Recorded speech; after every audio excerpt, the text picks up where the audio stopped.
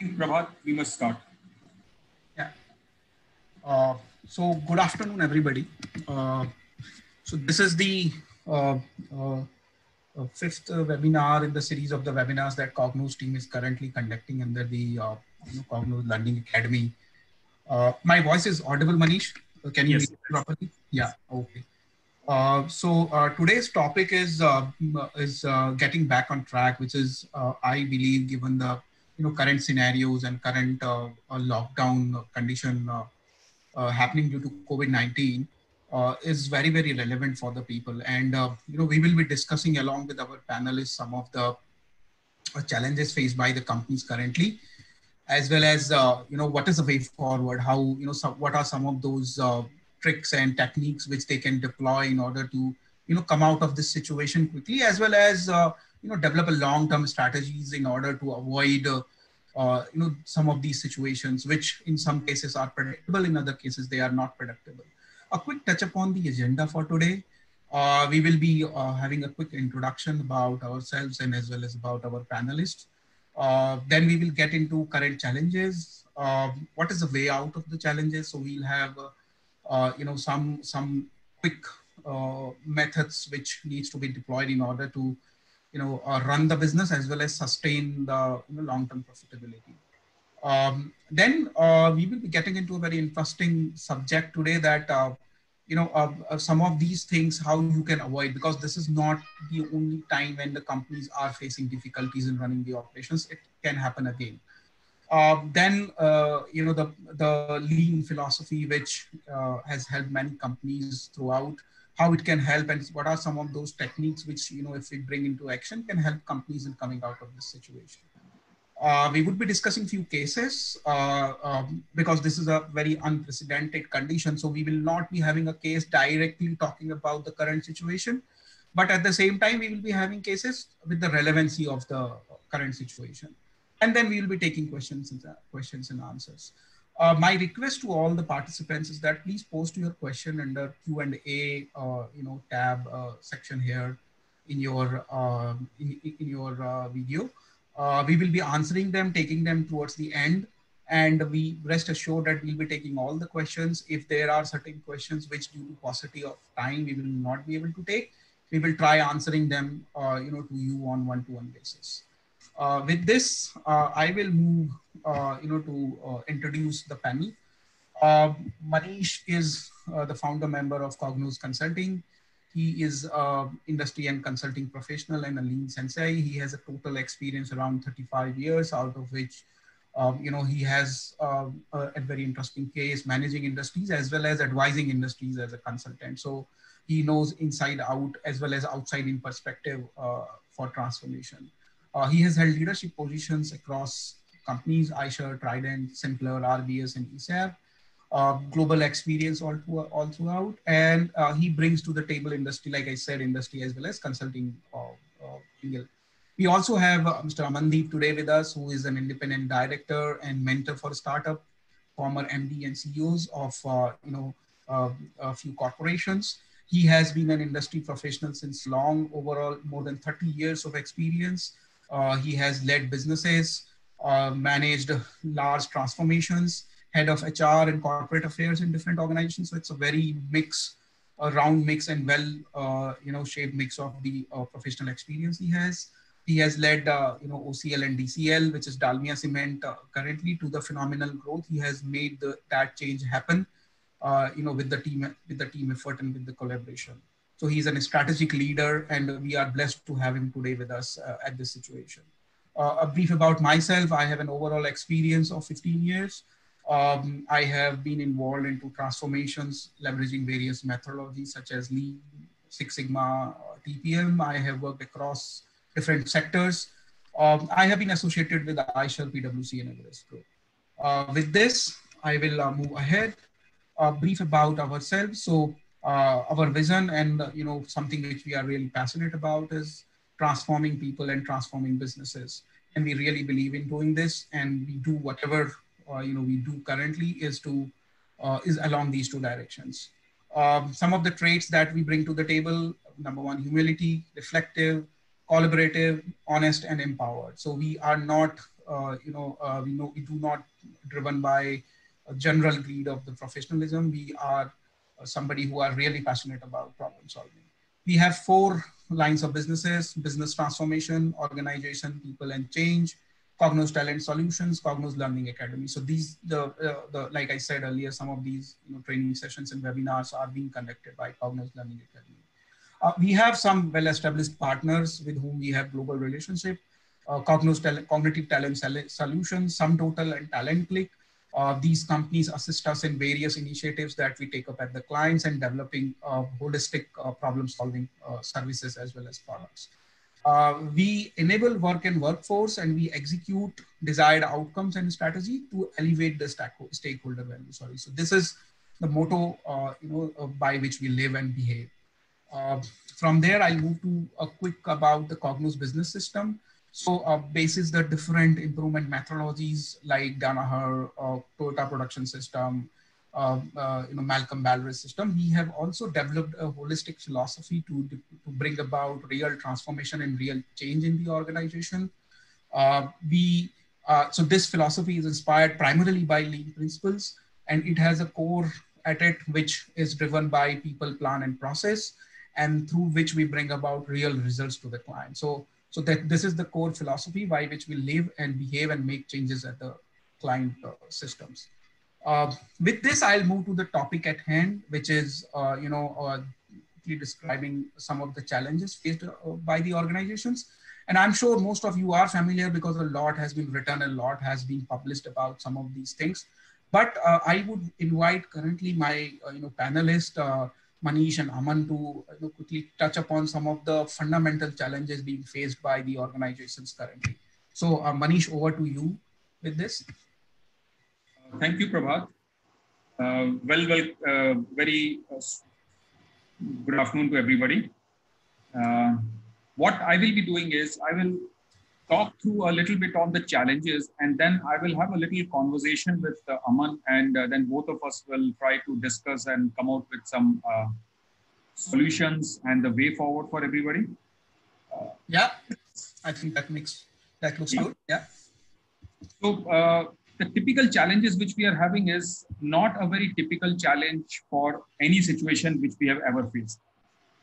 There are challenges to the people. Their safety is the number one concern for all of us, because this virus, this overall thing which is happening, nobody is very sure about what is happening, how it is happening, what will it do. Should we stay in the lockdown and stay at home? If we work, then how do we maintain the social distancing? And if we have to maintain the social distancing, maybe in the office environment, you have got an option of work from home, so you can distribute people and you can still manage. How do you manage this in the factory environment, where the crowded assembly line sometime, and especially the end of the line where people are doing the packaging activity and other things. A lot of times, which we have seen in the factories, people are really shoulder to shoulder in a very cramped environment. People are working more so in the case of MSME sectors, but even in the bigger industries also, we have seen this kind of environment. So how do we really maintain people's safety, their health, and care for them? And at the same time, the new statutory compliances with the COVID-19, which government is imposing, we be compliant to that. How do we involve people? Because people who have gone, the migrant workmen who have gone home, so they may not come back. They may not come back in time. We are used to in the industry to having a situation after big festivals like Diwali, people don't come. So I hope that people are ready with that, how to ramp up, ramp down. Those issues will be there. Skill upgradation, because we will be talking about few things so that will bring about issue of how do we quickly upgrade the skills of the people? What are the techniques for that? How do we communicate? And lastly, the biggest issue is the compensation. Because if the earning capability of the companies are going down, then how do we maintain the compensation? So I think most of the companies are announcing. The biggest corporation in India, the Reliance Industries, has announced some good cuts for the people. They have taken a tiered approach. So people below 15 lakhs, no cut, and then there's 10%, 20%, 30%, and up to Mr. Ambani, 100% cut. So those kind of a compensation scenarios are emerging. How do we manage people's morale with that? with people will start losing job, start losing the earnings. It also brings about the operational challenge to us. How do we really move the material and move the people safely? So that becomes an issue. So a lot of people are coming out with some solutions on that, but we have to still try because industries are still not open. Very few have started operations and they are trying the formulas, and we have to really come out with more robust solutions on that.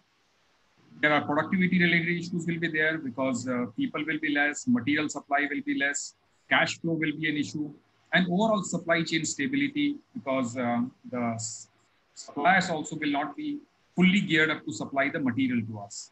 So how do we deal with operational challenges? And then that will have a business impact on that. So we will talk about that. So what is really required is that it's a situation which is very, very unprecedented. And I don't think any one of us in our lifetime has seen this kind of situation. We may have a similar experiences, but I don't know, Aman, whether you have any experience of this thing. The only closest experience I can remember is when once my factory was under lockdown for 15 days. And that was because of the labor relations. So how do we start after that lockdown? So that is one experience I have, but this kind of an unprecedented, not only pan-India, but global situation. I don't think anybody would have experienced anything even close to this. So, I mean, my experience is 5 years less than you. So if you haven't experienced, I would not have. And I've spoken to people who are 15 years older to you. So nobody has ever seen. But I think the good thing is human mind is very innovative. And it innovates the most when there is an issue of survival. So that's what actually keeps my hope alive. So what I'm doing is I'm trying to build up. So maybe on the next page, next 2 pages, I just want to present a situation. Economic crisis is not new, first of all. The COVID has actually made it a little different, but economic crisis, if you see, right from 1772, the first recorded credit crisis, which happened in London, UK. None of us were there. I think none of us are that old enough to have seen the Great Depression that was before World War II. That happened for 10 long years, the Great Depression.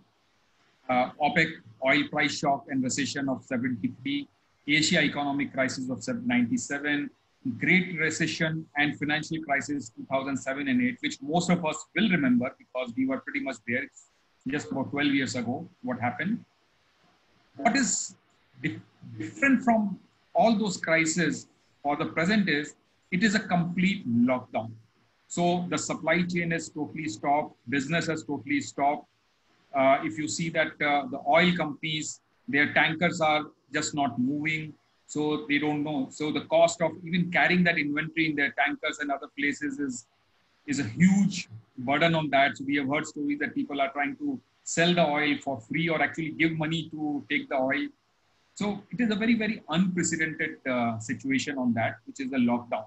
So recession is fine, but recession along with the complete immobilization of economic activity done by man is something which is very, very different. And what we still don't know is, what is the depth and length of this disruption? We still don't know. Monday, something will start opening up fully. They will start ramping up, but things will be there. But what important thing which I wanted to tell here is that growth and recession is a cyclic activity. So this happens. Whenever the growth is there, so there are characteristics of the growth. So the money supply increases, the business activity, economic activity increases. And when things heats up, inflation comes, and then the money control has to be, slow down, and then slowly it gets into the trough. Sometimes it just goes into recession, and sometimes it goes into the depression. From 1954 till now, the world has recorded 33 instances of recession. So we have got a lot to learn from the companies who have survived those rounds of recession. So how, when the economic activities were not happening or when they were low, how the companies have survived that, what were the characteristics, and how did they do that? So that is what we will be talking about. So here I wanted to build up a scenario that depression and growth are part of the same economic cycle. So they happens in cyclic nature. Next slide, what I wanted to talk here is that what happens in recession. So first of all, customers are preserving cash and that demand for the low essential goes down. With lower demand, the production rate also goes down. Loss in production leads to loss of jobs. And loss of job leads to further loss of demand because then people's capability to purchasing is also goes down. So it is, you see that it is a cascading effect. And that is what recession does. And then the recovery part starts. The rate depends on the consumers and the financial institutes' trust and confidence on the fiscal and monetary policies of the government. One of the good things is that with learning from those economic depressions, the governments have learned that they have got a big role to play in these crises. And that is why there's a lot of talk about providing a specific package or the financial assistance to the sector so that the money flow can be maintained in those sectors. People can do the economic activity. And that is what is something which is very much required. Yeah. Moving on to, I will say, yeah, Aman, saying something? No, I was just saying, Manish Prabhat here, that some of those packages are being announced for some critical industries. Yeah. Yeah. So, and still we are hoping that some more packages will be announced because every industry requires some kind of a bailout package, basically in terms of money flow. So to maintain the money flow. Yeah. So here I will ask Aman to talk us through some of the way out. So Aman, I have been reading some of the blogs you have been writing on LinkedIn and with personal interaction with you. I think you have got some very good thought processes. So why don't you just talk us through with some of the things which are there in your mind with your experience, what you would like our audience to know today.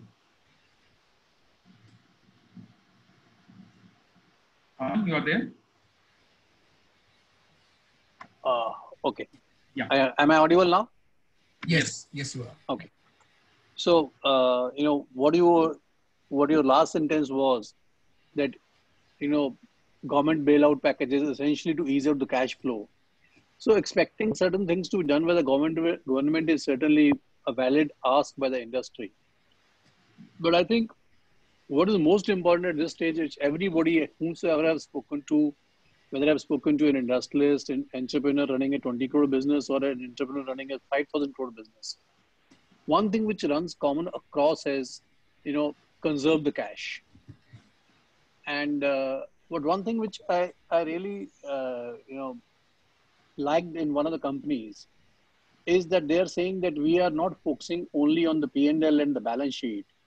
We are actually on a daily basis monitoring the cash flow. And while doing the cash flow management, they're looking at the line items which normally are left to, you know, be dealt by somebody in the system who's not so empowered or is not so important. So for example, companies keep paying out, you know, security deposits or earnest money, the companies which are into the contracting business. So are you getting your contracting money or the security deposits in time? There are companies which supply equipment and their performance guarantees are held up by the company. 10% is performance payment. Can you negotiate and get that back? So things like that for which the services have been rendered, the products have been delivered, but the money hasn't flown in. So can you concentrate on that and get that money in? So cash flow statement on a regular basis, review and actioning on that.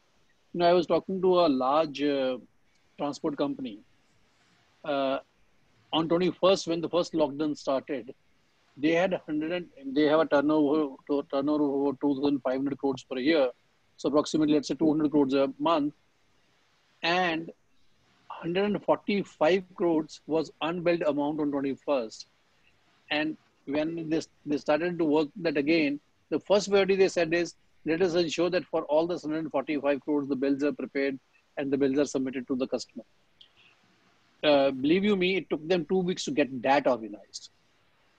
So what I'm saying is that, you know, cash is the king, all of us understand, but what can we do to ensure that we concentrate heavily our activities on those which will generate us immediate cash, whether it is work in progress, accounts receivable, finished good inventory, lying in the warehouse, and so on and so forth. Then another company which I really admire, you know, I can't reveal the name of the companies. They sent a mail out to their sales team that your incentive amounts remain the same, but the targets are slashed to 60% for the year. Now, I was wondering that everybody is talking of the pay cut. When I spoke to a senior person in the company, she said, the reality is, Aman, our business will not be even 60% or 7, may not be even 60% or 70%. If we keep the target same, the boys may just lose out the interest even to bring what they can bring in.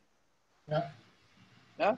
So then, I mean, revalidate the customer is what I want to say is that I was, on a lighter tone, I was speaking to a friend who smokes regularly.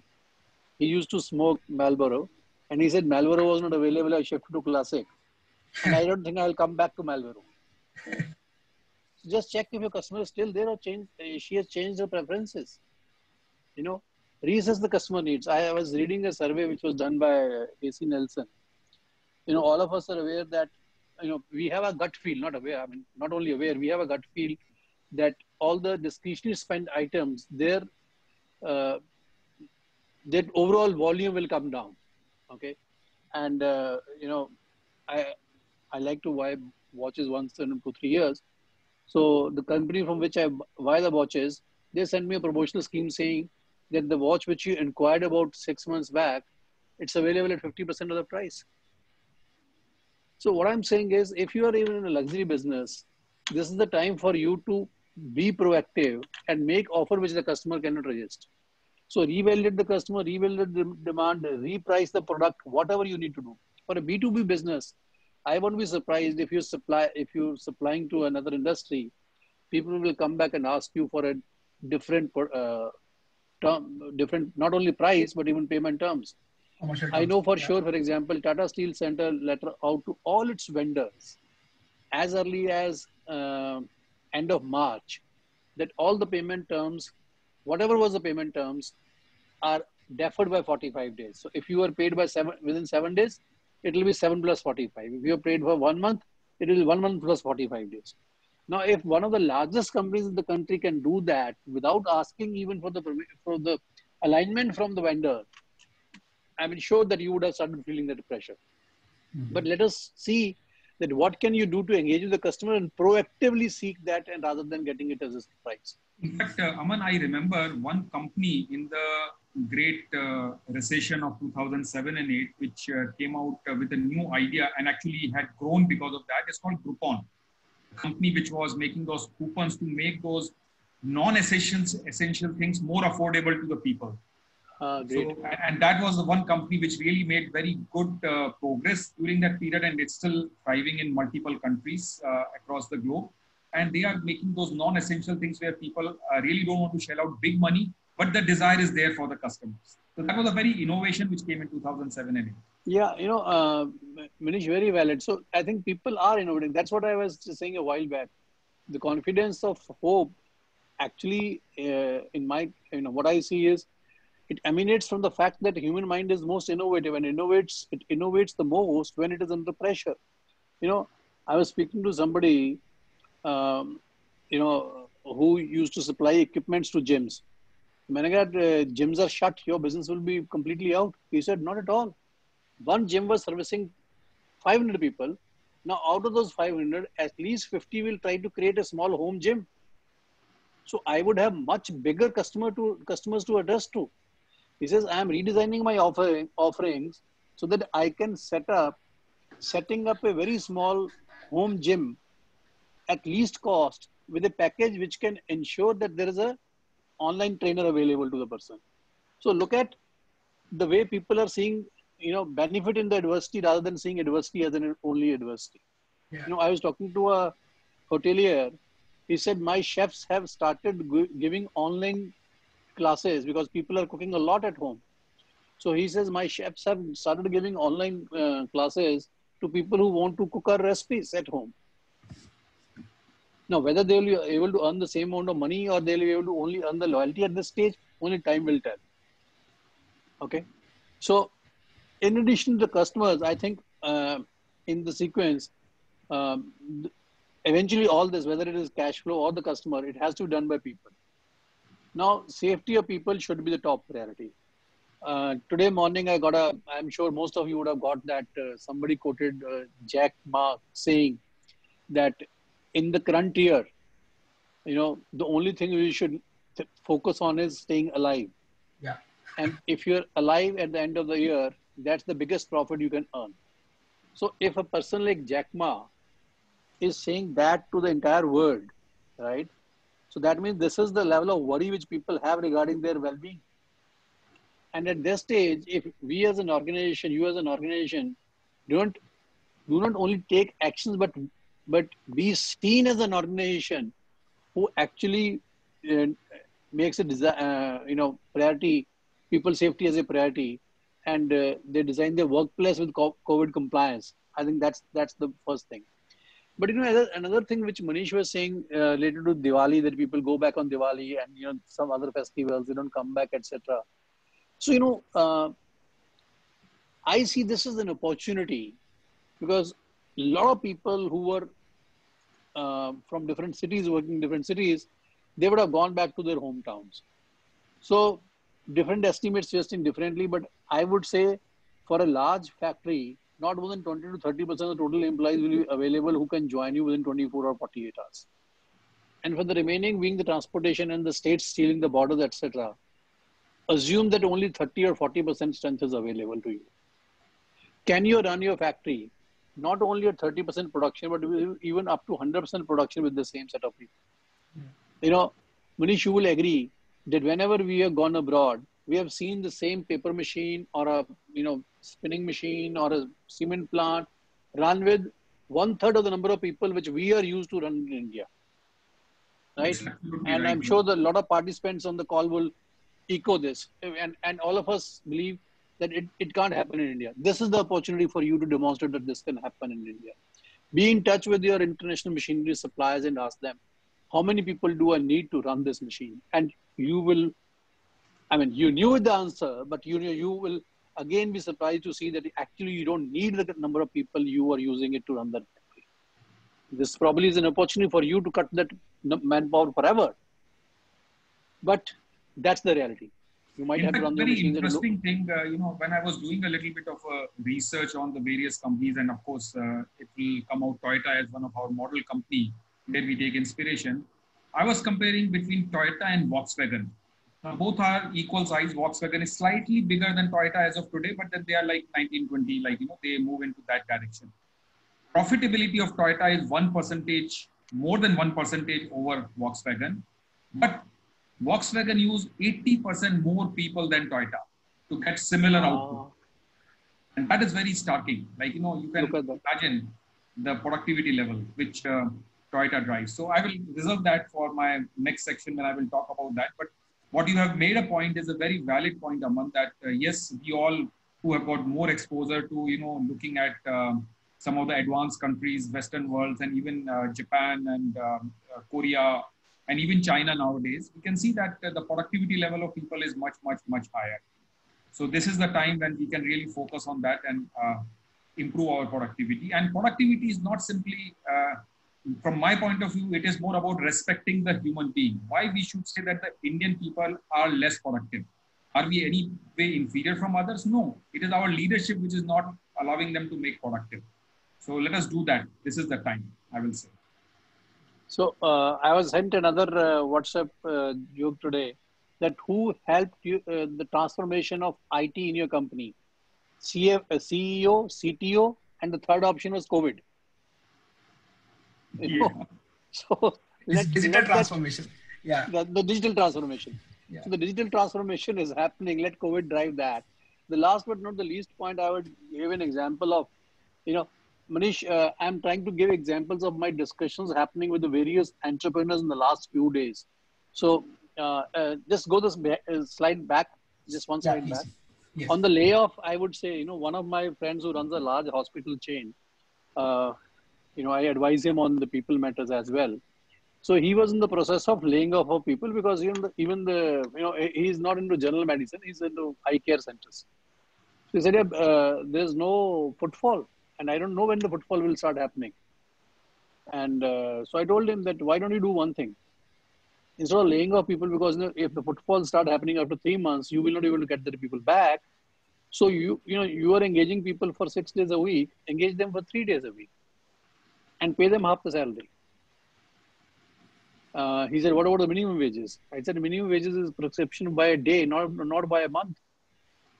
He immediately caught it and implemented. Now, what has happened is that he's been able to retain all his people and has lowered the cost of the company by 40%. Right?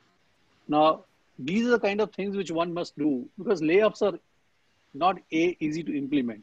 B, it limits your ability to scale up when the opportunity comes 3 months, 6 months, 9 months later. So these are the few things which I want to share on the people engagement. In fact, and this has become a very, Aman, I have to, I recall 2007 and 8 when the financial crisis had come. I think that had become a new normal for people to take the pay cuts regularly. Whenever the company is in trouble, so when company is doing well, their pay rise happen. When the company is in trouble, they willingly actually go for the pay cut. So in the Western world, that had really become a very new normal. I think it's time for us to also adopt that, because we can actually safeguard people's job by taking a pay cut equally. So Manish, I have been advocating this for the last more than a month now. In fact, my previous assignment, on I think 14th of March, I took out a circular that for people settled salary and above, 30% of the salary will be held back, will be deferred. Okay. And, people were up in arms against me. It's too early. We don't know how it will happen. There's no harm in asking people to participate and take pain when it is painful. And be liberal when you make windfall gains, Okay. Parvat, can you go to the next, please, Ibrahim? Yes, so, please. Yeah. On the supply chain, I think few things which I'm sure that all of you must be doing it. One is that some of the MSMEs are really under huge financial stress. If you are an MSME yourself, you know it better than me. But if your supplier is an MSME, be sure that the person has the financial power to stay in business. And if your supplier is in a red zone, say you are in Madhya Pradesh and your supplies are to come from suburbs of Bombay, forget it, man. So you have to ensure that even if that one small stitch was to put up by somebody sitting in Delhi, that person will be at least 90 days behind you. So you have to find alternative suppliers who may not be the best, who may not be the most cost effective, but that's the reality of life. So have alternative suppliers in the green zones or the orange zones to all the suppliers who are in the red zone. Sorry, if you are in the red zone, you can't help it much. But if you're not, and your suppliers are, better to get an alternative. And if you had an imported product going in as a raw material or an input, well, you might have certain inventories, because for any imported product, you'll obviously keep more inventory than the guy supplying from next door. But I would say the uncertainty on imports getting streamlined is far higher than the supplies getting reinitiated from within the country. Though some of the countries where the epidemic's impact has been much more are commercially active. But as Manish was saying, shipping is completely in disarray. Ports are in a disarray. So if you are dependent on an import supply, make an order. I was speaking to another entrepreneur who runs a paper industry, and he uses waste paper as one of the inputs. So here, we're contemplating that when the operations start, what should we do? I said, focus on sourcing your waste paper from India rather than abroad. He said, that's most expensive. I said, but that's the only available. You can't really help it, And Manish, I think this is the time to press the pedal on becoming lean. So that's where I, give it back to you as an expert, that what can we do to become lean? In fact, this is something which is very important, because if I have to recall I was a child very much, but when I read and do my research, so 1973 oil crisis, Toyota came out very, very strongly. And one of the main reasons for them was their JIT method, just in time, which is basically the lean in today's world, today's parlay. And they were able to mobilize their supply chain very fast, very quickly. And actually, they made inroads into the US market after that time because they were able to pump in a lot of small car strategy, fuel efficient car strategy. And really, because that was the oil crisis, oil prices were going up. So the reason why Toyota really was able to come back very strongly was because of their lean supply chain. And they were able to mobilize. There were many other factors, but this was standing out as one of the major factors for them. So I think that is a very good insight which you have given, and a lot of tips about how do we really, starting with cash, taking care of customers, taking care of people, and taking care of your supply chain. I think if I have to summarize, that is what is the key message which you have. Right? Anything else you want to add before I move to the next section, Aman?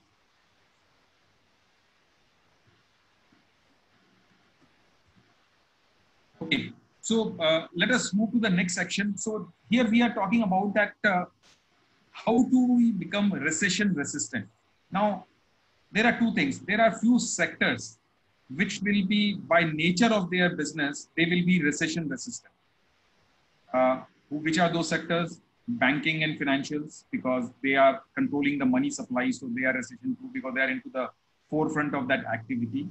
FMCG, especially the food and staples, because consumers, because that is essential, consumer essential good which people are supplying, that will be always in demand. And after 73, I think since 90s, the technology companies have also become recession proof in a sense, because people are using more and more technology when they hit the recession to become more and more productive. So if I have to really single out 3-4 industries which are really doing, oil industry used to be, but that is no more because this situation was a very unprecedented situation. If you look at the Fortune 500 top 20 list, 10 companies will be the oil companies. And I don't know what is going to happen to them after this situation. So the world is going to change for a lot of people. But what we are talking about is that our business model or our product may not be into that sector, which are, because you cannot have everybody operating into the same sectors which are recession resistant. But then, can we do something in our own sector? Suppose I'm into the consumer non-essential. What can I do to make myself recession proof?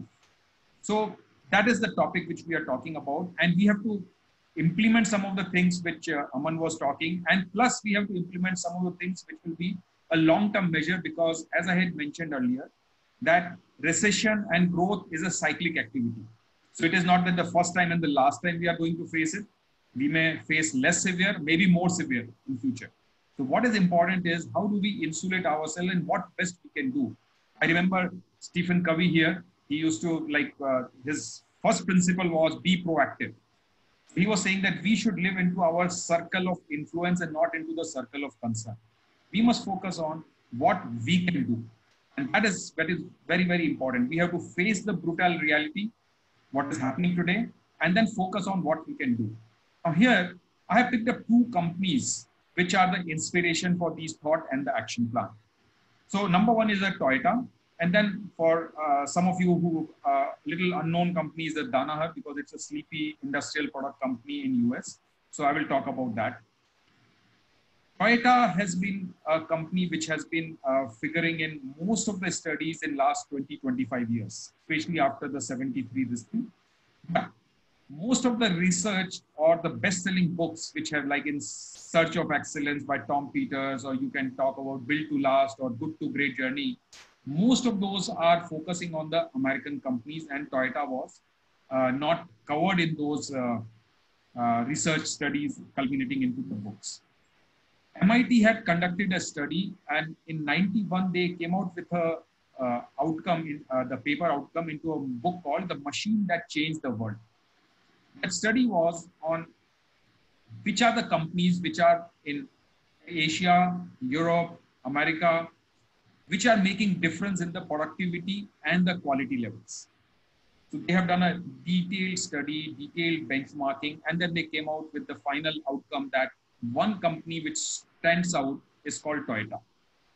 You can see the graph of Toyota. Their growth is pretty steady, and I have to actually plot the plot of the other companies, and you can see that they have not been able to grow that fast. In fact, some of them have declined, like General Motors.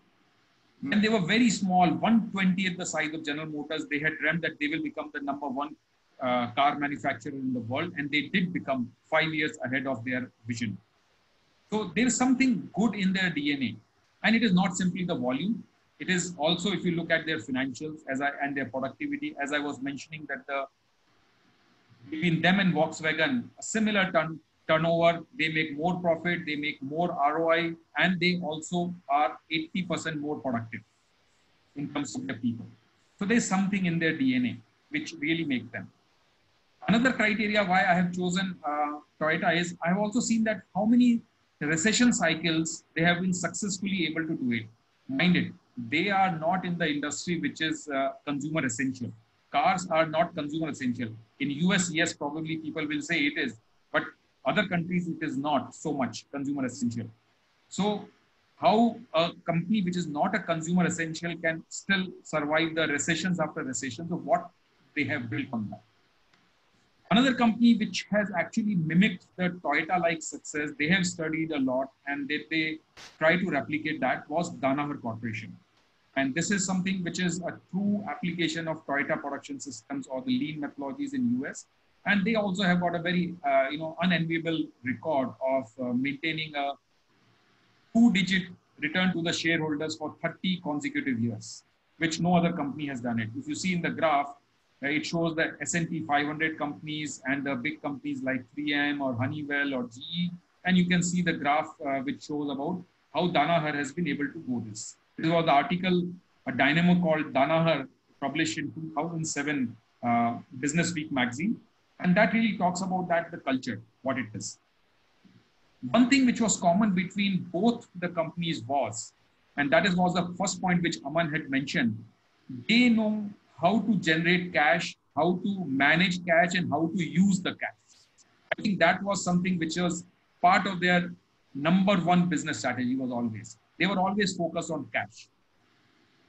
Cash also reminds me of a story. I happened to work in Royal Bank of Scotland during my executive career.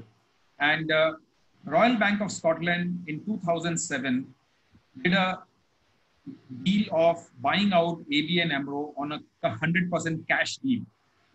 And they consumed all their cash and they became the largest bank in the world through that acquisition. But at what cost? They consumed all their cash. And then nobody was seeing what is coming, and the subprime crisis happened in 2007. And suddenly the largest bank of the world became the bankrupt.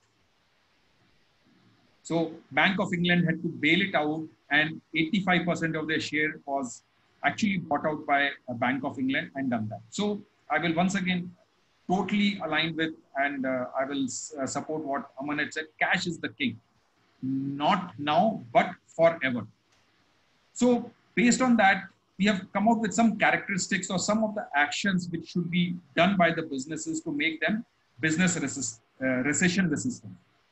So first of all is confront the brutal truth of the situation. At the same time, never give up. And this is something which was similar what you were talking about, Jack Ma of Alibaba. So this is something which is very important. And this was also highlighted as one of the characteristics by Jim Collins in his book, Good to Great, when he has talked about the 7 principles. So he has talked about that as a Stockdale paradox.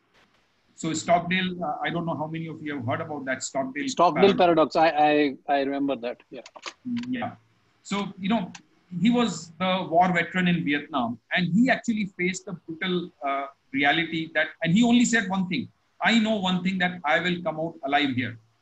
When and how he did not talk about, but he simply said that he will.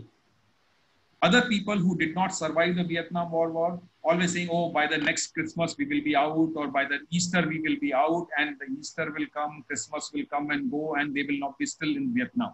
It was a very, very long war. So people were not able to survive because they were unnecessarily optimist on that, and they were not realist. So Stockdale paradox is about that, like face the brutal truth, but at the same time, don't give up. So keep focusing on your action, what you need to do day to day. That is how you have to survive on that. So that is the first thing we say, that the business has to have that mindset. Constantly understand the environment, adapt to the change, face the brutal truth, and don't become overly optimist and go a little rash on that. Second is, I again borrow the same point from what Aman was saying, developing loyal customers. Focus on building the great product, great services, understand the customer needs and want. And what is really important is, and that is where we say that Toyota like passion for delivering the value for the customer. Today also, if you see that Toyota cars may not be the very exciting in the features, but one of the greatest value of the Toyota cars is they have the maximum resale value. So people buy and they know that if they 3 years, 4 years, if they have to palm off, they will get the maximum resale value of that because it is built to last. Like it's a really a good product. It is really meeting the customer requirement to the core. So develop the loyal customer is the second one, and that is what should be part of the business strategy for all of us. Third is develop and harness your employees' creativity and engagement. They are the biggest asset for any company. In fact, we say that they are the only asset which never depreciates, but only appreciates. So investing in the whole body experience of the people, of the employee, their productivity, creativity, engagement, I think that is something which we all need to constantly invest in. And that is what will give us a rich dividend. Again, going back to the Toyota, Toyota says a very famous saying from them, we build people and people make cars. So that has been their philosophy. The fourth one I will say is develop lean and agile processes which can respond fast to the change. And as I was talking about example of Toyota mobilizing their supply chain very fast and then able to respond very fast on the crisis.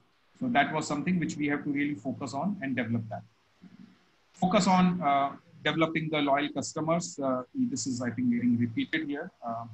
And finally, a business strategy which can pace the growth without taking the real risk with your cash. And that is very important.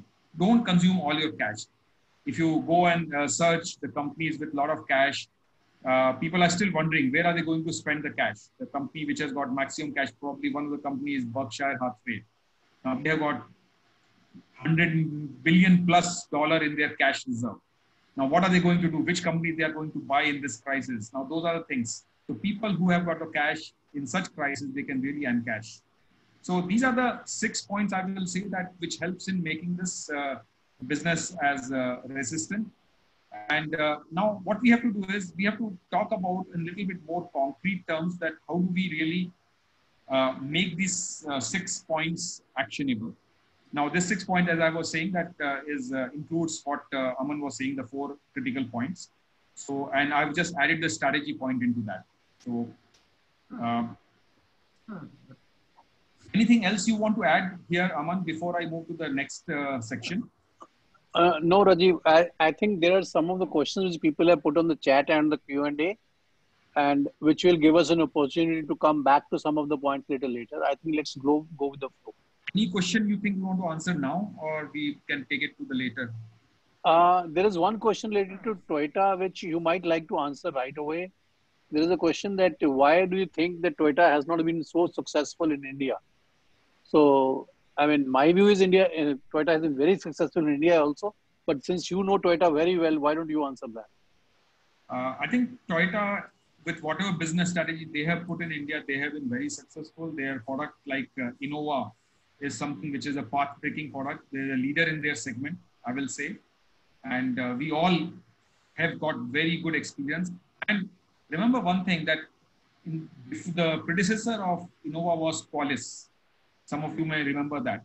And that was a very, very successful product. And when Toyota decided to stop Qualis and introduce Innova, people were saying like, why this company is doing that? But that is what shows that company's strategic thinking is so much in advance. They are going into that. Yes, penetrating a new market is always a difficult thing.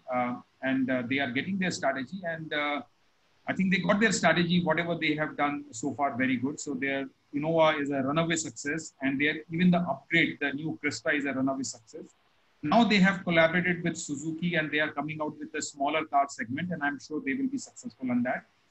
In India, still, we all know that Toyota has got the highest resale value still today. Yeah. So I will say that, yes, it will take define the success from the point of view what company wants to achieve. And I'm sure that they are on tracking on their goals right now. I think Manish, just to add here, one more thing. I mean, they have some of the very phenomenal products such as Fortuner as well, apart from Innova. But one point which I think which Toyota also which was very stark different about Toyota is that they never plan their strategies in rash. Their idea is to venture any market and any customer segment very slowly, and then they build up their market case very slowly. They have been successful in whatever they have planned for. They may not have planned for all the competing with Suzuki's and Hyundai's of the world, because they have a different strategy. They cannot compete at the same level. So just to answer that question, they have been successful, like Aman said. Their strategy is different than what other car companies have adopted. And look at General Motors; they have exited the India.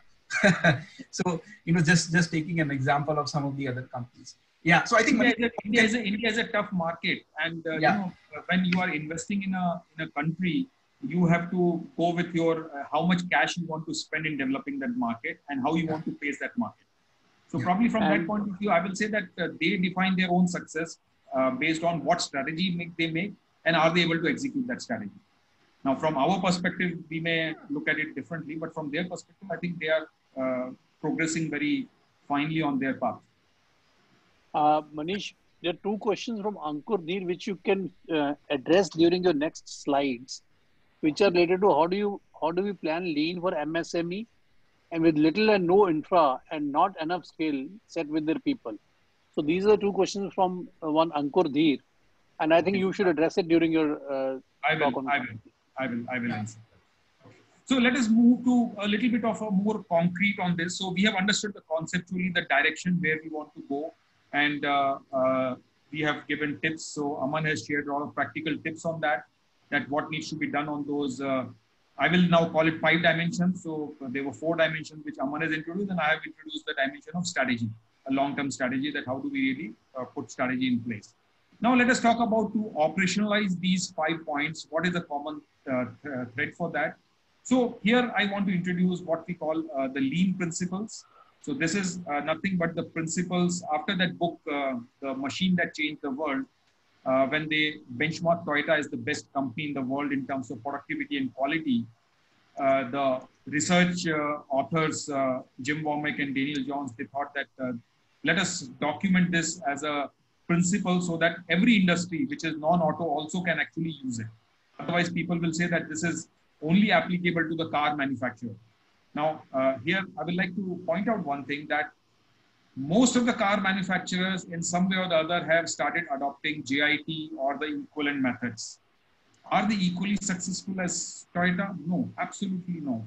There are companies other than car also have started using the lean and the Toyota principles, and they are also partially successful, but not as successful as Toyota, except for Danaher, which I know that was really a Toyota-like success. So what is the reason for that? So my experience, and I have been into, understanding the JIT for last JIT, TQM, Toyota production system, various other production systems, and the lean thinking. I have been a practitioner as well as a consultant and advisor. So my thing which has come out is that one of the major reasons for failure is that we really don't want to understand the principles. We really don't want to understand what is the real core thinking behind that and how the system really works. And we just cherry pick, and we say that, okay, if I apply a Kanban and I'm done, or if I just start a Kaizen movement in the company and I'm done, and I can really become a Toyota-like. Now that doesn't work like that. So that is where Womack and Jones have come out with the lean thinking principles. And they have said that if we understand and adopt these principles, we can really, really make differences. So quickly, the 5 principles is, the first is about the value. So it says, very simple term, the value is defined by the customer. Now this is common sense, we all understand that.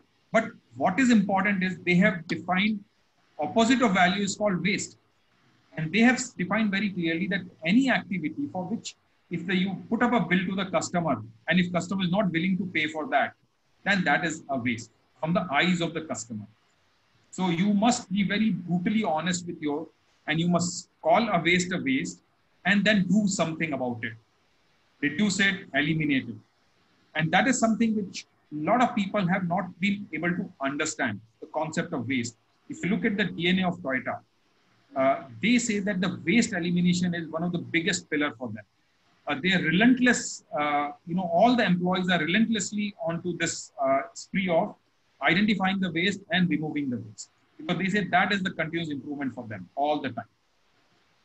The second thing is they talked about the value stream, understand the process from the customer point of view. The value stream is different from the process mapping. Understand the value stream from the customer point of view, that how various steps are being done for making your product or services. Identify what is adding value, what is not adding value from the customer point of view. And then you can scope out and understand and remove the waste or eliminate the waste on that. Improvement, they have given the two philosophies. If you want to really improve the value stream, the first one is the concept of a flow, a very powerful concept. You go with continuous flow, and then you will be able to reduce your turnaround times. You will be able to really drive the productivity. And I will talk with a little bit more examples on that. Yeah. And probably, Prabhat, you will talk about that in more detail. We'll cover them. Yeah. And then apply the pull. That means every activity is actually pulled by the downstream customer, so that you are not really misallocating any resource for a waste activity. You are only allocating a resource for what customer is going to consume. So that really eliminates a lot of waste from the system. So the pull concept. And finally, pursue the perfection. So constantly have a stream of identifying and removing the waste. So today's purpose is not to really go and talk detail of the lean principle, but I just thought that I will talk an overview of that. This is the slide which defines, how the process of value stream you can see. So orange line shows what is the non-value adding activity or the waste activity, and the blue line or green line shows that it is the value adding. So you see the two graphs. On the time scale on the x-axis, you are consuming the resources, man, material, machine, money, space.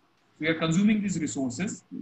But on the y-axis, you will see that only value is created with some steps, activity. So what is happening is your capacity is getting wasted by those activities. So capacity is equal to value added plus waste. So if you eliminate the waste, you actually improve your capacity. When you improve the capacity, you actually achieve the more productivity. Your consumption of resources is equal to the cost. So if you are able to remove the waste, your cost will come down, your productivity will go up. So that is a simple principle. Now, how to put it in action is something which we have to do that. So here is the thing which I have summarized here. When we apply the lean principles, what it does is it improves the flow. It improves the flow of information and material. This a lot of people do. So people who have done the self-study or they've started learning, so they do the value stream mapping and they say that I have done the mapping of information and material flow and I want to do that. They forget about the second and third element, because the flow is not standalone. It has to be, first of all, dictated by the people creativity. Is the creativity of people really flowing through? Because information and material both are controlled by people. And finally, the business result comes when the money is also flowing inside that. If money is getting stuck in inventories or is getting into the receivables, well, it will not make a business sense. So we have to focus on all the three flows on that. And when we do the proper analysis, we actually focus on all the three elements of the flow. Improve the customer connectedness to the principle of pull. So really the customer voice, the customer requirements, needs and wants, how fast you can bring it. Now today the digital technologies are there, the information technology is exposed. So a person who is doing a retail, once thing you're selling in the retail, the information can immediately come back to the factory that this has been sold. So they can actually make a very closed loop production system. So what is sold, they can start producing for replenish. Similarly, the tier 1, tier 2 vendor in the auto industry, if a OEM has really made one car, if that information can come back to the factory of tier 1, they can immediately start the replenishment cycle on actual consumption. So that connectedness, the pull principle is very, very important here. And digital technology is a big enabler in this. Yeah. We'll be talking about some of this in some of the slides. Yeah. And then release capacity by removal of waste. So people, asset, and the space. And all three are going to be very, very important, especially the people and the space. So there we use, when we do the value stream analysis and build the flow cells, we focus on making the good layouts. Now those layouts will be something which will be very important in the coming days because of the social distancing norms, which is there, the safety for the people. So how do we really get a new way of doing the relayouting of the shop floors to accommodate the new realities? So that will be something which will be coming up here. And building a recession-resistant culture by developing people and processes. So these are the 4 things which I will say that which will help in making a lean principle to solve new problems. Just before I hand over to you, Prabhat, I'll just talk about this, some of the misconceptions which are there. As I was saying, that not many companies are successful because they equate the lean with, is the lean about shorter cycle time? Yeah. Is it about the Kaizen events? Or is it about the Kanban pull system? Is it about takt time? Yes, these are the tools and techniques, I will say. So what it is really about is, it is about reducing the risk of resource misallocation. Shorter cycle time helps in reducing that risk. So shorter cycle time is a tool, but don't lose the end. End result, what you are looking for is reducing the risk of resource misallocation. Engaging people and developing new habit is the aim. So Kaizen events and teams helps towards that, but that is the end game. Minimizing the need for overheads so that your costs are under control. Synchronizing independent activities in production or in services through executing to the takt time, because takt time is the customer beat. Everybody gets synchronized to that. Improving the return on capital. So how do you, to set up production? It's all about improving the asset utilization. So that gives you better ROI. And developing and leveraging the people skill. So standard work helps on that. So what I just put up the 6 tools and the concept on that, but that is what is a deeper understanding if we are able to develop and we do that. That is what will lead towards a real paradigm shift for us. So focus on the end and not the means. Shorter cycle time, Kaizen events are the means, and they are not the end by itself. The end is what I have written onto the right side on that. With this, Prabhat, I will say that we can talk about that. But before we end this, Aman, anything you want to add on the lean principles, your experience of applying this, and anything you want to share at this stage? No, I think let's move on to Prabhat because there are quite a few Q&A. We need to keep some time for that. Yeah.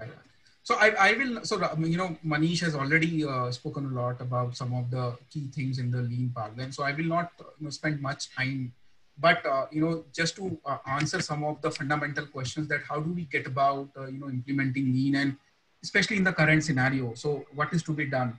Some of the remedies which Aman, you spoke about, and Prabhat, just 1 second. If you can try and answer the MSME related question on the lean, otherwise go ahead.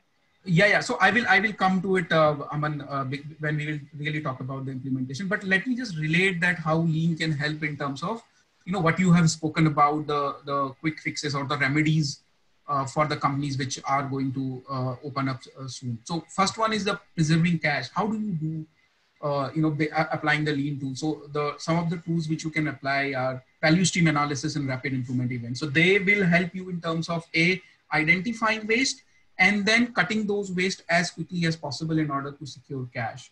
Launching channels of communication, so shorter interval communication. So some of the tools such as managing daily improvement, MDI is a very, very important tool which can help in terms of communicating with your employees and then involving your managers in innovative techniques of improving productivity. Tight supply chain and customer delivery. So sales and operations planning is another big, very, very important and relevant tool which is used, although we are not going to touch upon it here today, but this is one of the applications which can help companies in bringing supply chain and customer delivery closer. Skill gap identification and closure, like I said, MDI and RI. So there are some of those fundamental tools which can help in terms of identifying those gaps in the skills of the people to improve the productivity, working with 1/3 of the manpower. How do you still, maintain or deliver commitment to the customer? It's very, very important.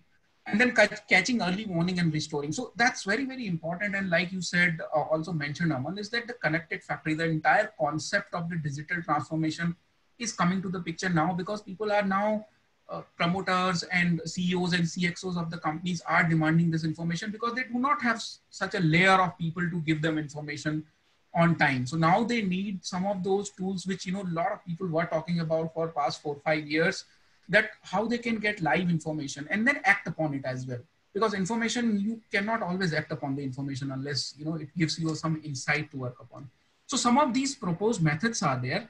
Now, just to add here, for the MSMEs, some of the fundamentals that they can work with the minimal cost, because I am sure the cost and the investment on some of these things is a concern, but working of a value stream analysis and rapid improvement event and MDI does not require a very huge investment in terms of, you know, capital expenditure. You can start it once you are aware about the methods and, you know, way to improve it, and you know, way to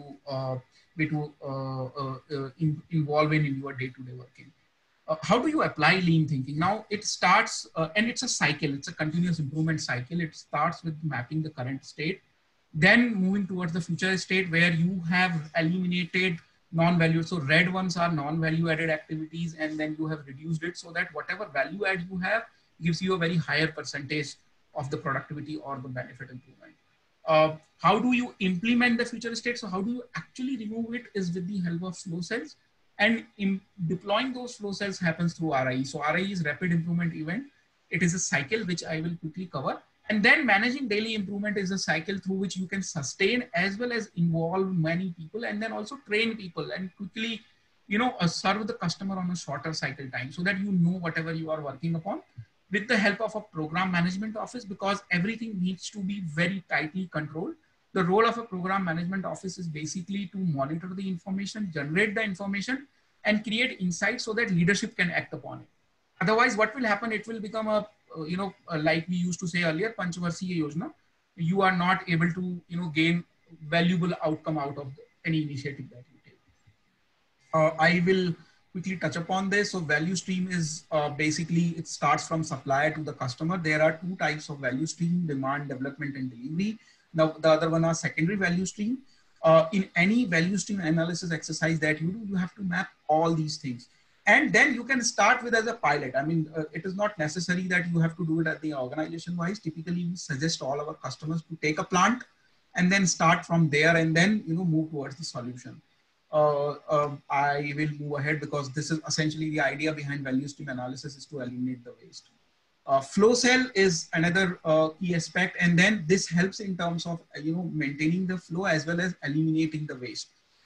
It has 4 key elements into it. Single item flow, which also means that you should flow at least at one product at a time, or a single piece at a time, or a single piece of information at a time. Design and maintain the standard work, develop the pull, like we said, produce and deliver only when the customer needs it and as per the customer's requirement. And then do it in the 5S and deploy 5S into your factory. Like, you know, this is all the more important now when people's safety and people's movement are, you know, needs to be COVID compliant. And then a lot of companies are investing good amount of money in deploying some of these things. And this all is supported with the help of a connected factory. What do we mean by connected factory is, one example is here, is that you must be having a digital, you know, currently a digital interface with your assets. Now, what connected factory essentially does is that it creates a network or a channel of all those things which are driven by digital. Prabhat, yeah, there is a request to go back to the previous slide and explain this. I think the VSA is what they want to see again. Yeah, this one. VSA? Next, yeah, this one. Okay. So I will explain this. So what essentially we are saying over here is that purpose and deliverables of VSA, like I said, is identifying waste and eliminating them. So unless you identify and you know that where is the waste lying in your system, you will not be able to, you know, do that. And how it is done through an exercise called value stream mapping. What you typically do is that you start with a current state map, where you map everything which is there in your process, and, you know, which starts from the customer, supplier to the customer, and then both the product as well as information flow is mapped in this. If you see the green ones, these are the value added steps. The red ones are non-value and the yellow ones are non-value added but required steps. So some of the things such as legal requirements and statutory requirements, they are there. You need them, but they are still not adding any value to the customer, because customers are not bothered about if your company is waste compliant or something of that sort. Some customers are, some customers in the global and in America they are, but then not all the customers are bothered about it. They are not going to pay you extra for that. They say that it's your problem, you solve it. Now what you do is that you create a future state map out of this, where you remove some of those non-value added steps, as well as you reduce the overall number of steps. So this is done basically by identifying those steps and what you can do in order to eliminate those steps. So some of those steps can be eliminated by taking a simple, say, a project which is done in the form of RIs. Some needs technological intervention. At the last, we say that some of those may need a capex, but then we always advise that you put innovation before investment. You try to innovate as much as possible in order to eliminate some of those fundamental waste in your system. Once you do that, you will have a process with less waste and more value-added activities in the system, and that will lead to the productivity benefit as well as the profitability, overall profitability of the system. And how do you do that? How do you map the future state mapping? There are some fundamental principles needed. So number one, alignment to the long-term vision. So look at from that perspective that what is your long-term strategy? So what you want to become 1 year down the line or 5 years down the line. Focus on creating flow cells, that everything, whatever is being done, is driven by very tight information and the product flow. Continuously innovate and leverage technology for the improvement. This is another important aspect, which I said that in innovation before investment. Whatever you are trying to do, please do not always plan for the capex. And this is the need of the hour these days. You may want to change something in your plant, some layout change, and then you may request for a capex. But that here I will just like to pick up one question which was there, that how should organization approach investment in technology? Now here I will say one thing. One of the common mistakes which organizations do is they try to get the technology for the sake of technology, and that should be avoided. Technology should be always used for solving a problem. So when you bring the technology for solving the problem, you get maximum. So first, and that is what this value stream analysis approach is what we are suggesting. You understand what problem, what waste you want to eliminate, and then you introduce the technology, it will give you the ROI. Otherwise, most of the CEOs and CFOs, and probably Aman will also agree with that, that technologies we implement and then whatever promise was given as in terms of return on investment, we never realize that. And then we say that, oh, this technology has not worked for me. So we should not go for that. So that is how I'm linking that question. So this was, I think Sonia had asked this question. Sonia Sant had asked that question. So I think there are 3-4 other questions which can be answered from this slide. One gentleman, Mr. Raghavinder, has been saying, he himself is a trained lean trainer, and he has faced a lot of problems when implementing lean because of the workforce attitude, and he's experienced tough resistance in the workplace. So all those are realities of life, and I think Manish, you and I would have experienced that multiple times in each assignment which we have done. So I think, and another question which was asked is that the MSMEs or small and micro industries do not have the resources to do the lean implementation.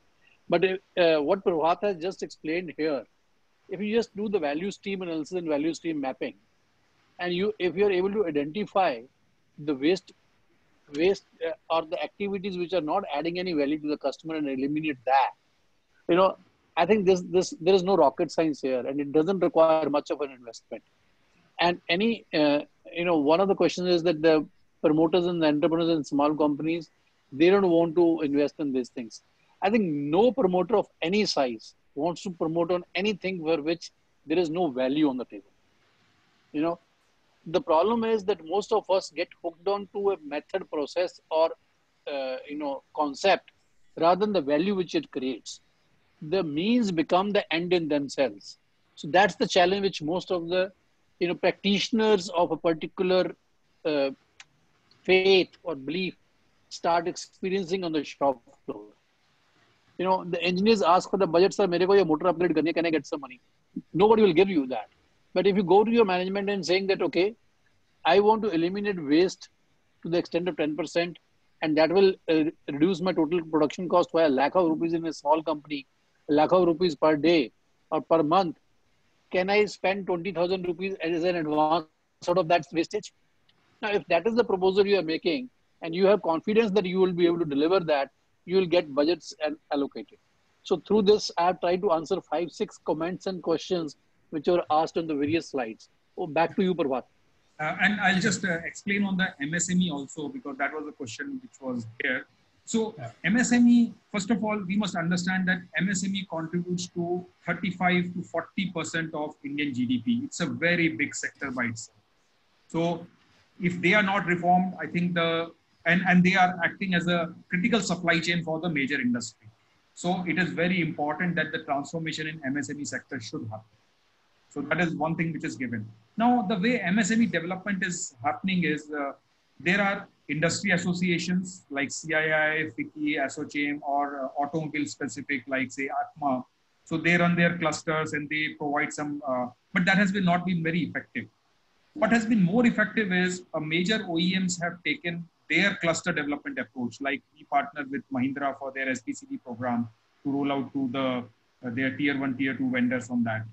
I have handled a project in Egypt where the government of Egypt wanted to develop the suppliers in Egypt, the MSME sector, so that they can become the choice of supplier for the European Union.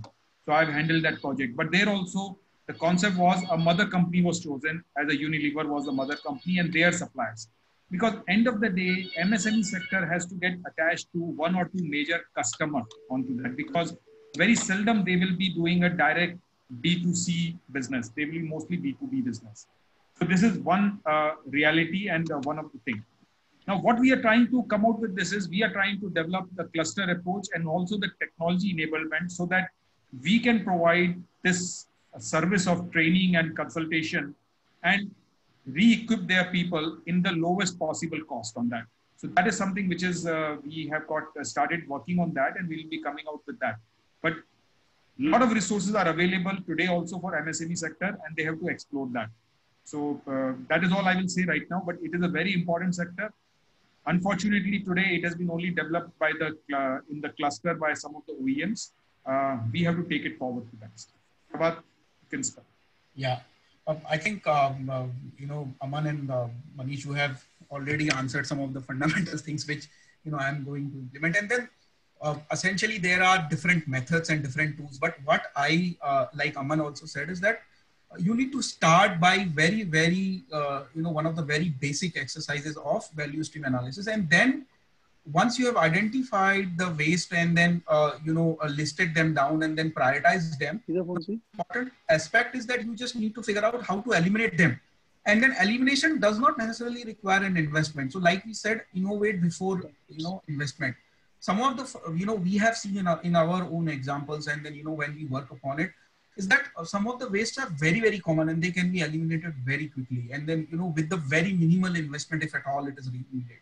Similarly, about the technology, which Manish, you were mentioning earlier and, quickly coming here, is also another fad and another fashion, which, most of the companies are investing upon. It's not needed.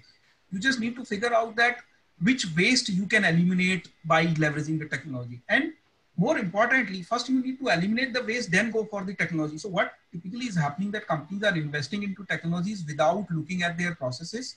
The processes has a lot of waste in it. And then with the deployment of technology, they are actually enhancing the waste driven process, which is a wrong precedent. So important. They will accelerate the waste generation by automating. Yes. So some of the benefit which technology is promising, you can very easily get them by simply removing the waste, and you do not need to make huge investment on it. So, and then we are not talking about big companies here, but then they were small when all the, those changes have started. Toyota was a very small company. When, they started all this, they were not even knowing that they are doing such a big thing, but then they just pursued it. That's the whole, idea behind it.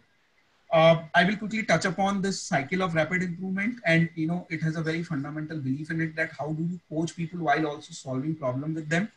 The first thing is that want to learn. Sorry, this is want to learn. There is a spelling mistake, and then you get the information, you try it, and then apply new habits. So this entire cycle of becoming better is done through these cycle of events called rapid improvement.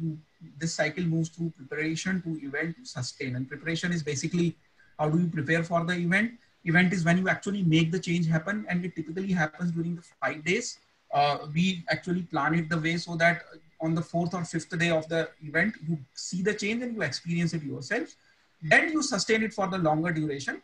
And sustenance exercise happens through the creating the standard work and creating the training manuals and all those standards. B, through the MDI. And MDI is basically a PDCA cycle. When whatever you have improved upon, how do you sustain it, and how do you sustain it periodically?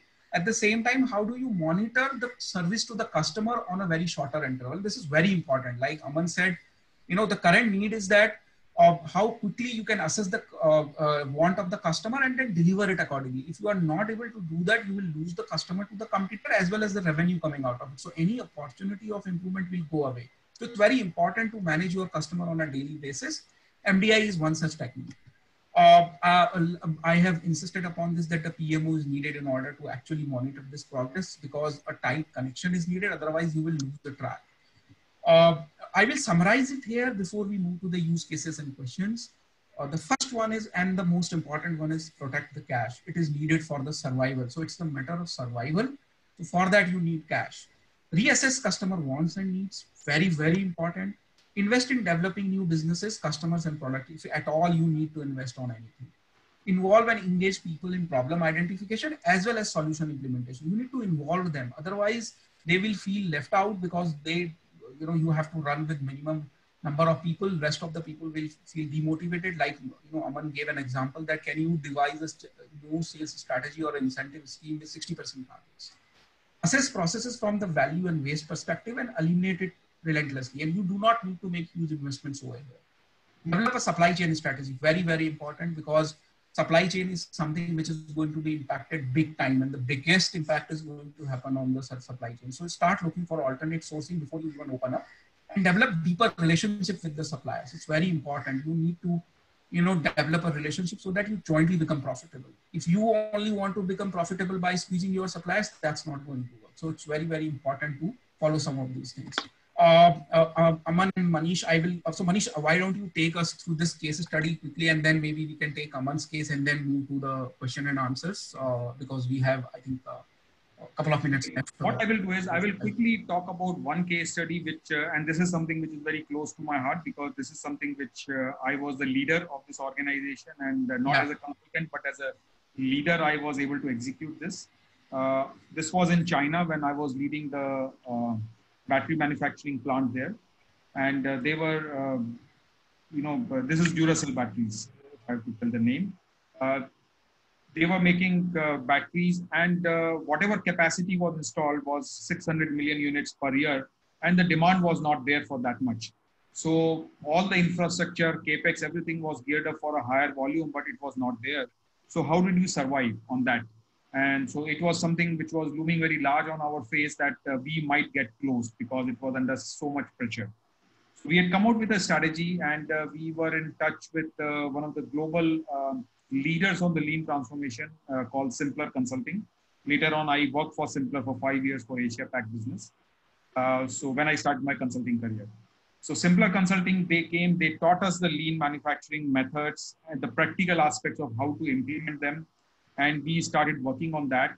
And something which we really achieved in terms of benefits were the lowest cost of operation. Within the first 2 years, we were able to get from the highest operating cost to the lowest operating cost. So the battery cost actually came out lowest, and not only in the Duracell world, but globally also.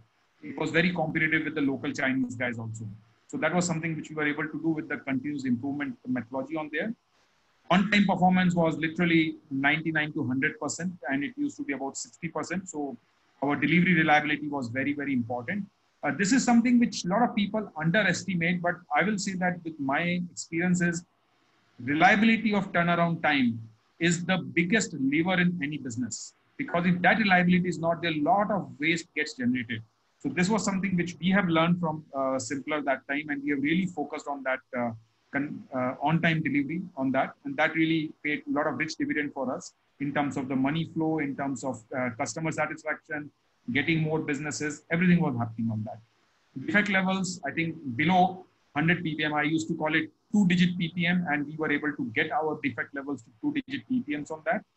And overall, we really impacted by about $4 million in that. So that was something which convinced me that yes, the lean methods are real, and we have to really go through in a systematic manner and really involve all employees, track their participation, track the results, and really achieve the breakthrough. So that was something which we were able to do that in this operation.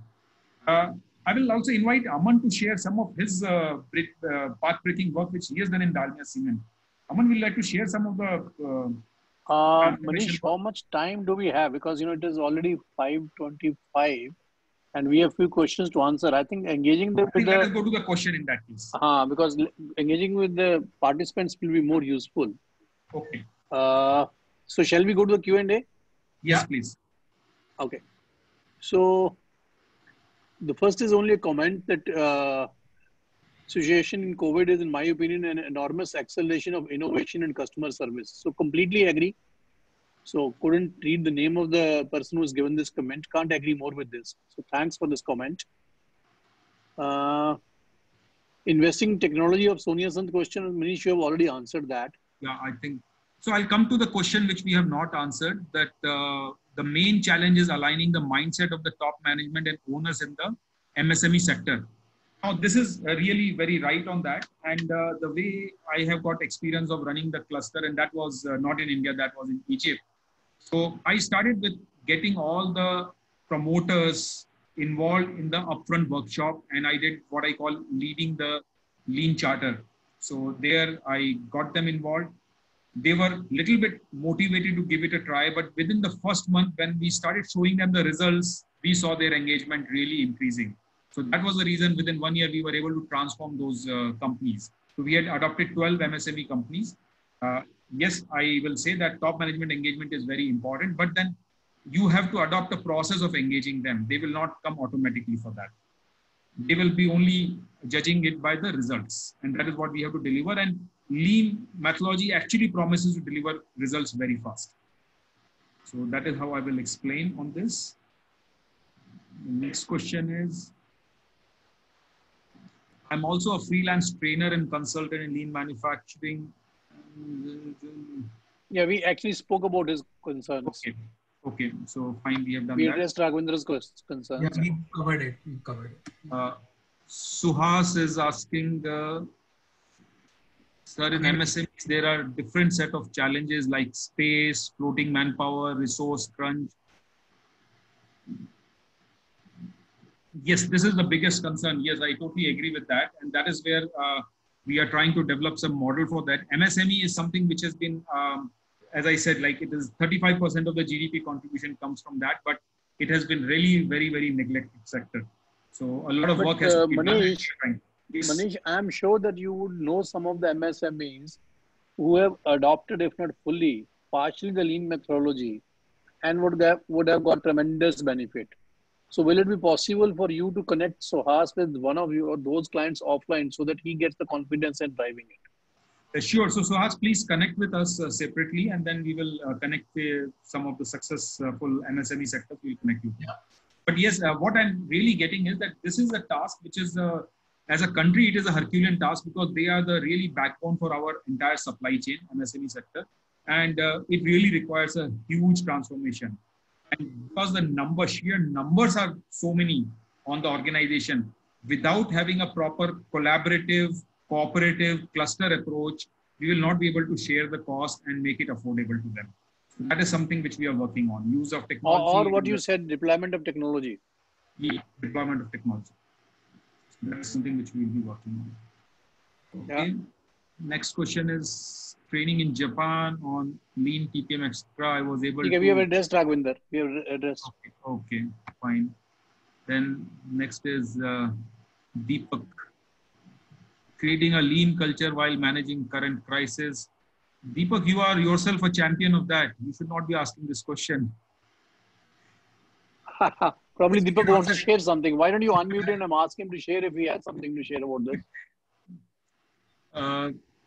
So I'll take it offline from Deepak that what he wants to, really ask the question. So he is a champion of lean for sure. What best practices suggested for MDI? Sorry, I don't understand. Yeah, so MDI is managing daily improvement we talk about. And Okay. Yeah, so this is something which Deepak, you have been practicing in your plants, the managing daily improvements or daily management, what we call, and how to do it in the social distancing. We are developing a kind of a digital platform for this. That MDI, now MDI is not only the shop floor practice, you know that. So everybody has to do the managing daily improvement. So how you can enable the people to digitally connect and conduct the MDI is something which I will say is a solution. And very quickly people are coming out with those solutions. So you don't have to really do physically people standing close to each other and on the shop floor. You can do it. I used to do the MDI in Royal Bank of Scotland with 5 different locations, people coming together and actually discussing that. So I think that is how the new normal will be there for MDI. Okay. The question is about technology, solve a problem, and now how should sellers approach positioning technology in current situation? It is about, as we had answered previously also, they have to focus on what are the problems there the technology is going to solve. Because problem comes first. Technology is an enabler. If you just go for, see, it is the same problem I have seen with the failure of lean also. Some people have adopted lean or Six Sigma or any of those concepts because that was the fashion, that was the buzzword. And when you really just do it without having a problem or a business case and you just try to adopt it, you will actually fall flat. You will, and then you will blame that does not work. So, Manish, if you permit, let me give you an example. Somebody who is into a document management system with workflow may not have found favor with the industry till 6 weeks back. Now, that is something which industries are looking forward to, and implementation of that is going to be reality soon. So, like that, so what is the problem of the industry, and how can the technology provide that solution? So, going next, what about the threat of Industry 4.0 and smart factories, and MSME is struggling still in the Industry 2.0 and 3? Raghavinder, you know it better than anybody of us since you are a consultant and a trained person. All these, in my view, will coexist, and slowly those who will transform themselves to the latest things, whether it's Industry 4.0 or anything else which comes in future, will be eventually able to survive. Till the time there is not enough of supply from the companies compliant with Industry 4.0, the people who are even at Industry, leave side 2, even one who are doing manual job completely with the help of workers, even they will survive. So it depends whether are you in a survival mode or in thriving mode. And I will remind Raghavendra, which Aman you had said in the beginning, that the challenge which we all need to take it is that how do we improve our productivity double and triple? And that is something which is a challenge of Industry 2.0 and 3.0 and not 4.0. So that is something which we can do and focus on that. There is enough challenge without Industry 4.0 for us. So let the companies who are at the maturity stage go for 4.0. It's not for everybody at this stage. A lot of techniques and methods are available to make an impact in today's situation. I think in the interest of time, we can take few questions, which I think, because some are repetitive. So any thumb rule for how much cash to be in reserve?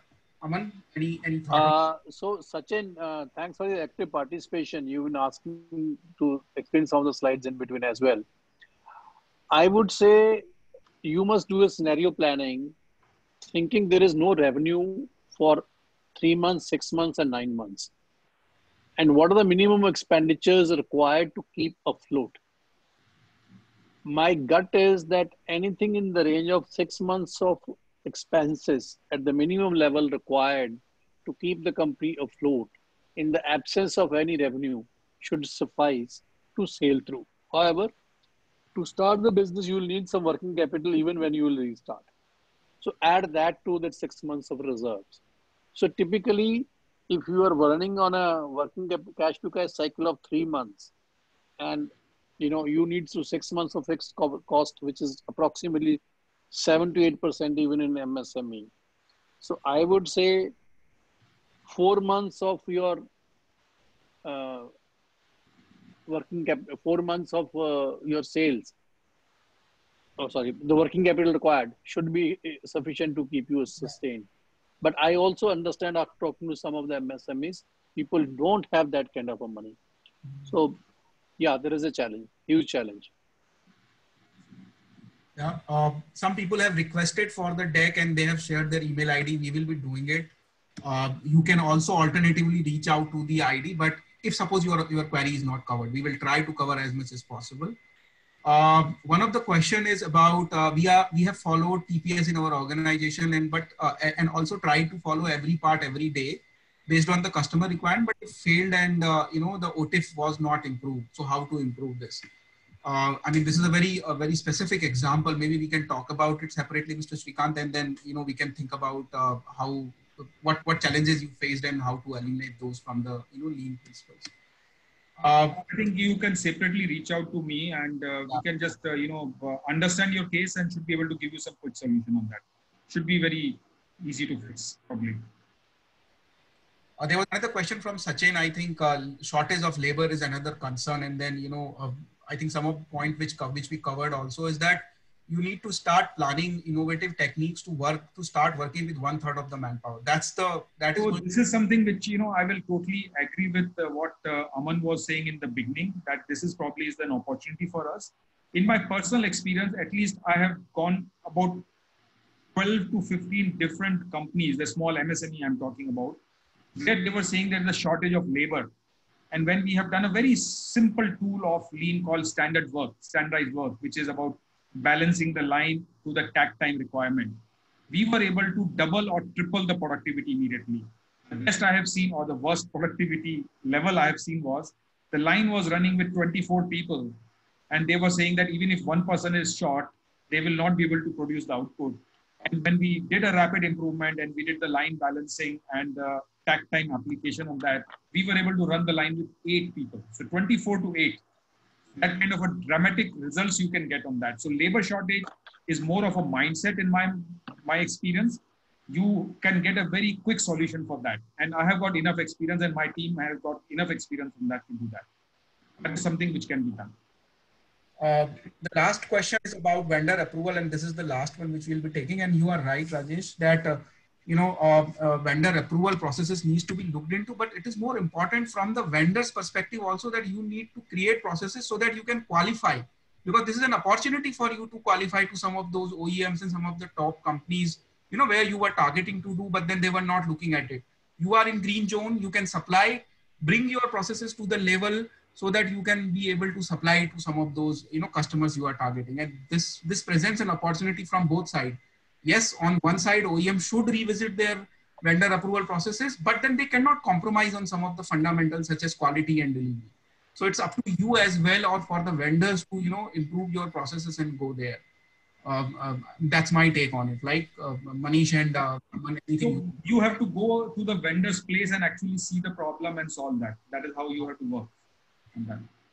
I think the message which we wanted to give in today was that we are into a crisis which is very, very unknown. So what we have to focus on is what is in our hand. And I think the 5 tips which we have talked about, so 4 which has come from Aman about conserving the cash, really take care of your customer, understand their needs and wants and innovate, take care of your employees, use their creativity for finding good solutions, understand the supply chain and the supplier partners, do alternate strategy, but also engage with your suppliers throughout, because their problem will become your problem. So do that. And finally, understand your business strategy, that how you will be actually putting all this together and how will you use that. Enabler is lean thinking principles, and how to implement and start doing it is the way forward for that. So that is how I will sum up. And I'll ask Aman to also sum up some pearls of wisdom. He has been giving enough today, but some final No, I think I don't have anything to add. You've summarized it really well. Thank you for giving me an opportunity to talk to 100 people.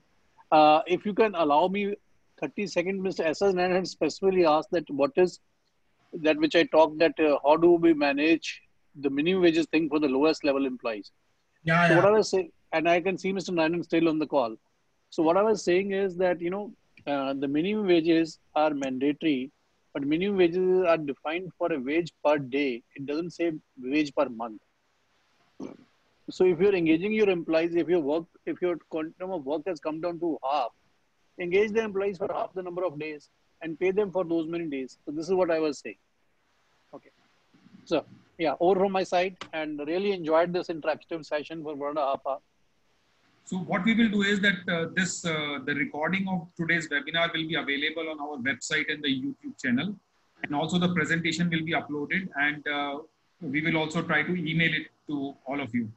And please feel free to reach out to us on any questions. You can drop an email to us and contact us, and we will be very happy to answer this. Whichever way we can be of help, we will do that. We are passionate about making difference, and we will do that. Thank you. So, thank you, Aman. Thank you, Manish. Thank you all. Thank you, Aman, for your kind, you were very kind to come on this. Manish. It was really good opportunity. Good opportunity. Very nice interacting with you. Thank you. Thank you, everybody. Thank you. Thank you.